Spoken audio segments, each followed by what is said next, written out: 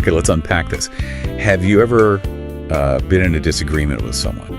One that just spiraled totally out of control over something that seemed tiny, only for reality to throw in something even bigger, even weirder. Right. Today we're doing a deep dive into the most woeful and lamentable tale of Sir Harvey and Lord Marvin. Now, maybe you haven't heard of it, but it's this unique and kind of bizarre narrative. Think of it like a short film playing out in your head. Yeah, exactly. We're using it as this really powerful case study. We've looked at all the analysis, the character stuff, the symbols, to really get you the key insights into how even these, absurd conflicts can show us some deep truths about people, about trust, about betrayal. Indeed. And this isn't just, a simple fight. It's dark, it's funny, it's definitely surreal.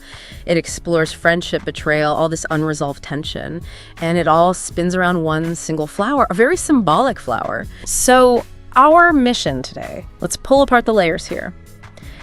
You've got this old-timey dialogue, then sudden crazy violence. Yeah. We want to figure out what's really driving these two guys, Harvey and Marvin, and what finally just shatters their relationship. Right. And you don't need to know the story beforehand to get something out of this. We'll guide you through the weird twists. And trust me, this deep dive, it offers some really unique insights.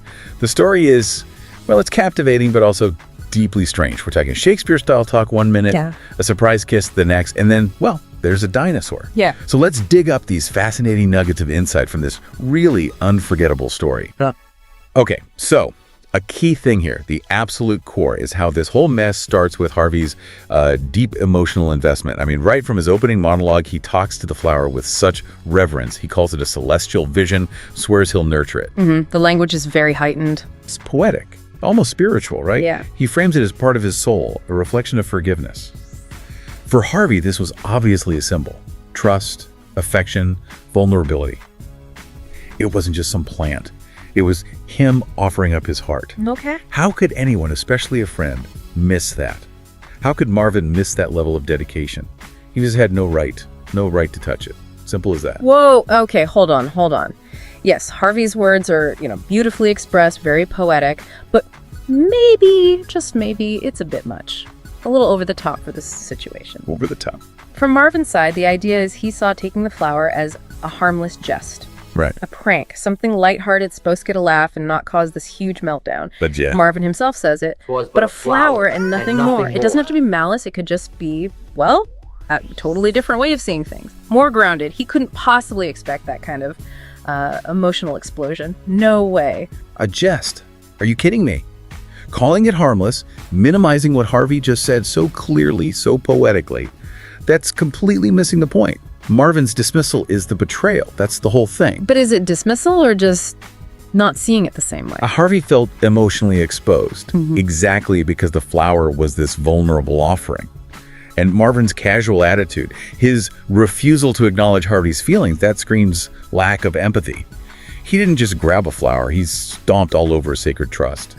And honestly, I think he knew what he was doing, playing it down like that. Okay, but hang on. This brings up a really crucial question, isn't it? Whose job is it, ultimately, to manage their own feelings? Especially when they get that intense over something, pretty small on the surface. Small. It symbolized everything. Harvey's reaction was immediate, visceral. You could definitely argue it was disproportionate.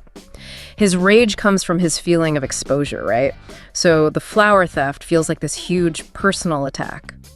Marvin misread the situation. Yeah, maybe miscalculated Harvey's attachment, sure.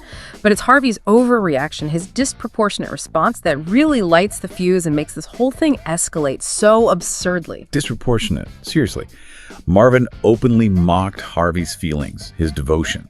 Harvey's rage was totally 100% justified.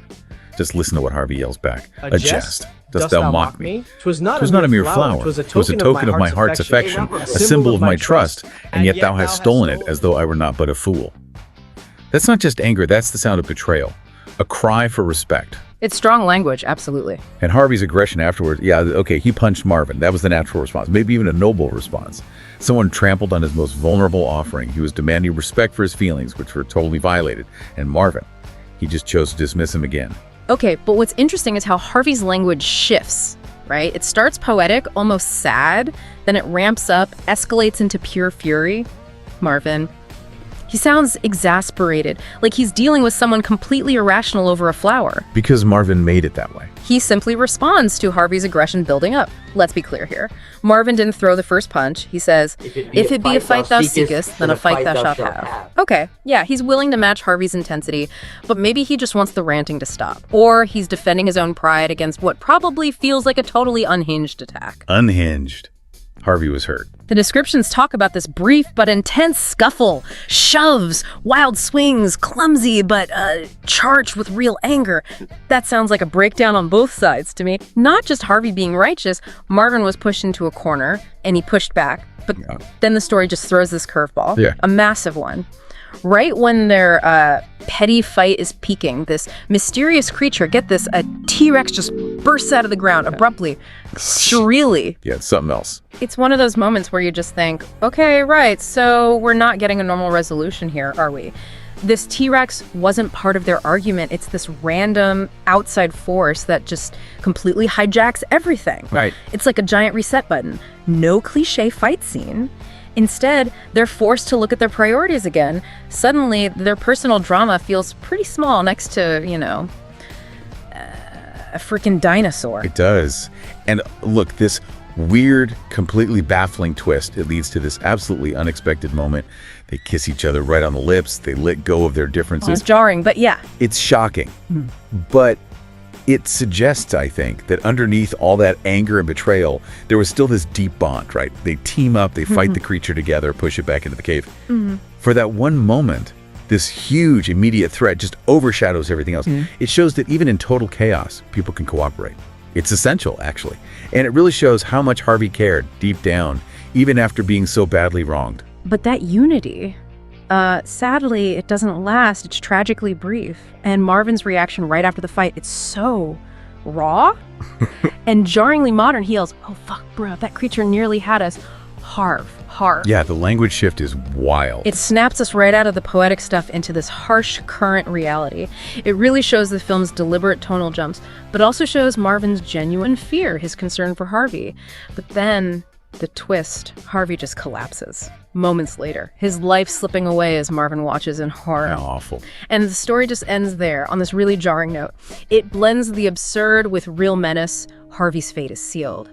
And you see Marvin cared, despite Harvey's earlier, maybe dramatic accusations. And what's really intriguing is how the story then immediately focuses on Marvin's grief. Like, intensely. He's holding Harvey, shaking, tears in his eyes. He's reliving these moments in flashbacks. We find out their last poetic chat. That's part of Marvin's memory playing back. There's this flashback one where Marvin playfully punches Harvey, and Harvey yells, echoing, "You punched me." It's not just a random scene recall. It's showing Marvin's profound grief and guilt. He's struggling, trying to square their poetic past with the brutal, absurd reality of a T-Rex attack. Okay, so he feels guilty. Yeah, this intense mourning, even with the modern slang mixed in, it really highlights how much he genuinely cared about Harvey. Despite the fight, he was a good friend, just grieving terribly. Wait, we have to ask, right? Does Marvin's grief, no matter how deep it is, does it just erase what he did? Does feeling bad later absolve him of that initial betrayal? Well, this tonal whiplash the film uses, jumping from beautiful verse to crude talk, doesn't that just mirror how unstable their whole relationship was? Beautiful one second, ugly the next. It's definitely unstable. That flower wasn't just a flower. It clearly symbolized things like unrequited love, maybe fragile masculinity, definitely a dying friendship. Harvey's intense, maybe dramatic reaction came from those deep vulnerabilities. Vulnerabilities that Marvin, with his harmless jest, just chose to ignore, to trample on. But did he choose to ignore them, or did he just not see them? And the creature, bursting out of the bowels of the earth, couldn't that be like a symbol itself? A manifestation of their buried anger? The unspoken monster in their relationship? This whole insane mess, which Marvin absolutely triggered with his dismissive actions, it exposed how fragile things were. And ultimately, tragically, it led straight to Harvey's death. Marvin caused this spiral. Okay, but if we're really looking at the whole bizarre picture here, we have to talk about Flashback 2 because it's something else. Oh, right. The Sonic Yoda. Exactly. Marvin, still reeling, sees Sonic Yoda 8, and then he instantly forgets Harvey's death, dropping him aside, and stares in awe and cradles Sonic Yoda 8. It's profoundly absurd, hilarious even, in a dark way, but that absurdity, it doesn't cancel out his earlier grief. What it does is highlight the film's total commitment to surrealism. Maybe it's a coping mechanism for Marvin. Maybe it shows this deep, unsettling disconnect. Maybe it reflects how life itself is both beautiful and utterly ridiculous, sometimes in the same breath. The film seems to say, look, some losses are just too sudden, too bizarre, too final. You don't get neat answers or clean closure. Marvin's mind might just be shielding itself from something too overwhelming to process normally. So, yeah. You've seen how digging into the most woeful and lamentable tale of Sir Harvey and Lord Marvin, it shows us way more than just a fight over a flower, right? It's this masterclass in contrast. You've got poetic devotion slammed against casual dismissal, humor and horror side by side, and just how fragile human connections can be, especially when maybe one friend reads the signals completely differently. That's exactly it. What's crystal clear is the utter chaos that can just erupt when trust gets broken and when two viewpoints clash that hard, that fundamentally. Harvey's death, Marvin's grief mixed with guilt, those flashbacks, and, yeah, the absurd T-Rex. It all leaves you with these really haunting questions about intent, about reaction, about how unpredictable conflict really is, especially when someone's deepest feelings are just brushed aside. Was their friendship kind of doomed from the start because Harvey was just so invested, maybe unrealistically? Or was the T-Rex just this random force beyond their control, something that sealed their fate, acting like this ultimate judge that ended their fight not with answers, but just with sudden loss? For both of them, really. And what does all this strangeness mean for you, listening? In your own life, your own experiences, how often do these external, totally unpredictable T-Rexes crash into personal conflicts? Things that force you to stop, reevaluate everything, maybe even rethink deeply held grudges. What unexpected chaos has ever just derailed a fight for you, leaving behind only memory, maybe regret, perhaps that nagging question, who was actually in the right?